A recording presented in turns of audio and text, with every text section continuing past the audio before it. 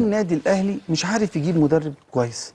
ليه النادي الاهلي متاخر قوي في المدير الفني؟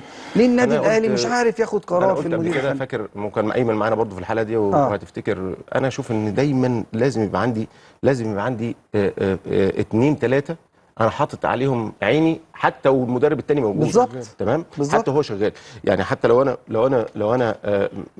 انا مع الفكره المصريه، لكن لو الاجواء ولا حاجه رايحه لمدرب اجنبي اكون محضره. وبعدين الاهلي بيرفع المدربين، فانت بس الاول الطلعه الاولى. تمام. الطلعه الاولى، فالطلعه الاولى دي يعني هات مدرب تكون انت مقتنع بيه، شفته وتعايشت معاه، وكان في نوع من المتابعه الجيده بشكل مستمر في دوري بقى مثلا. يبقى ما فيش مشكله ان هو يكون الدوري اليوناني، الدوري المجري، الدوري من باراجواي، ايا كان، بس في ناس طيب، متابعاه 3 4 5 6 شهور من الناس اللي انت بتثق فيهم.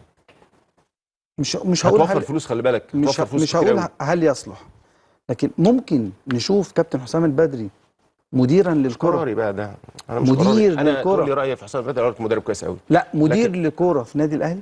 مدير للكره اه، ممكن تحصل. دي ترجع او مدير رياضي، دي ترجع لكابتن حسام يعني ولا مدير دوران. رياضي، مدير كوره، مسؤول عن الملف دوت في النادي لا، دي الاهلي. ترجع لكابتن حسام. هو الراجل مدير فني دلوقتي انا موجود عارف، بشكل انا كبير، عارف، انا مدرب عارف. منتخب ما مصر هي دي كان، ترشيحات. ومدرب اهلي طرابلس، هو موجود دلوقتي واخد معاهم الدوري وهو مدير فني.